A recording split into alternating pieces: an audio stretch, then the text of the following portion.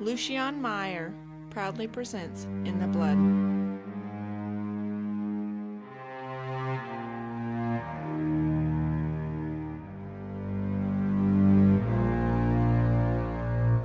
Chapter 0, The Long Way Down.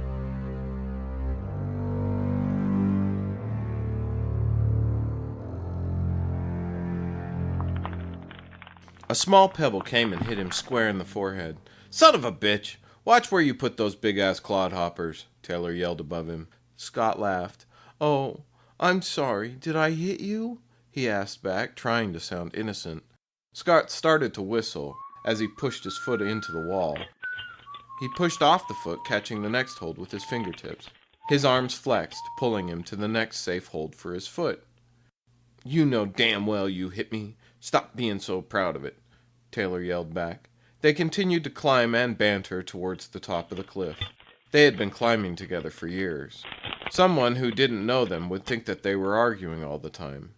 But in all actuality, they were the best of friends. They had climbed many places in Utah's incredible landscape.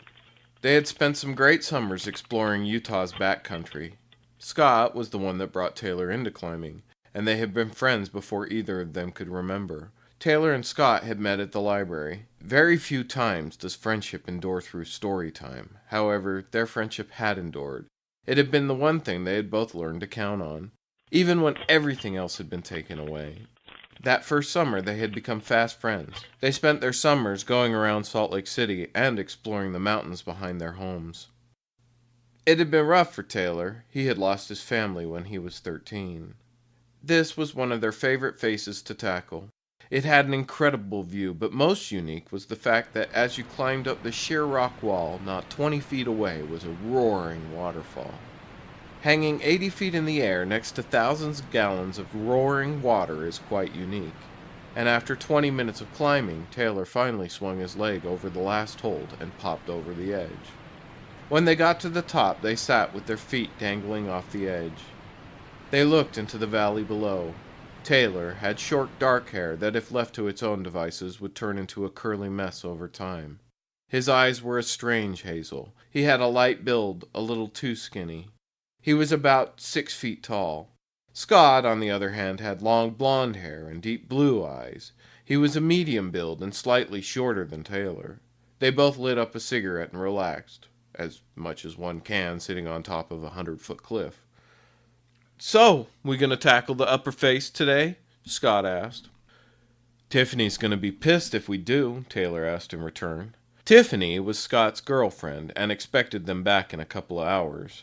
They would have a challenge making that time if they attempted the upper face today, although Tiffany had been around them long enough to know that they would always climb one more face or ride another couple miles. Taylor and Scott shared many traits, and the willingness to always go one more step was one of those. The upper face was not far, but they would have to cross the river and hike about a half a mile. "She won't be that mad," Scott replied. "Your funeral," Taylor said, laughing. Taylor and Scott sat in silence and took in the view. Sometimes Taylor and Scott could go for an hour without a word.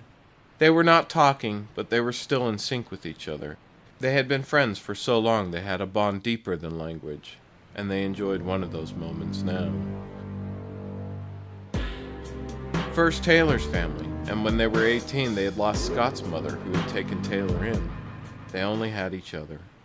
Scott had Tiffany as well. Taylor, on the other hand, seemed to prefer to be alone. However, as in most cases, that was not the full truth. When Taylor's parents died, he had had a girlfriend. Scott still got angry to the day when her name got brought up in conversation.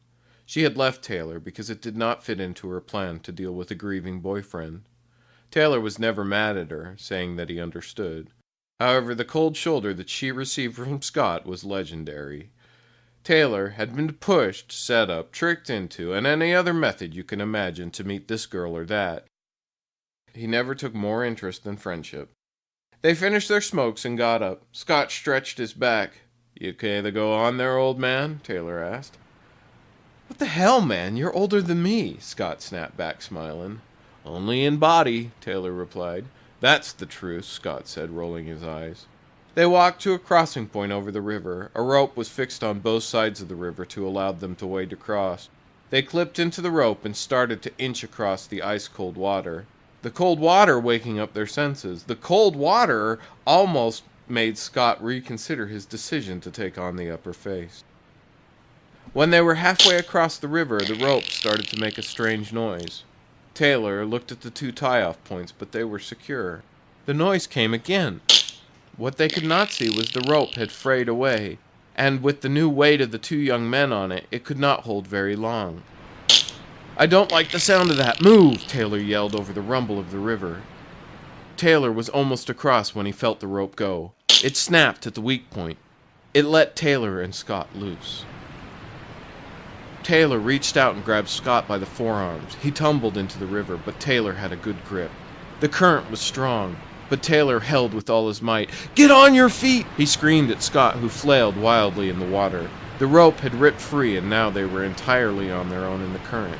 Scott gained his footing and started to come out of the water. He took a step forward, and both of them thought it was over, but Taylor took a step and slipped on a rock. Now Taylor dropped into the water. Scott desperately tried to keep upright, but also toppled into the water. Taylor and Scott both saw their short lives flash before their eyes. Although it was only a second, it seemed much longer for both of them. They were pushed and rolled by the current to the edge of the waterfall. They disappeared over the fall and into the spray. The birds went back to singing as if nothing had ever happened. The two young men swallowed by the river, and no trace of them could be seen or heard.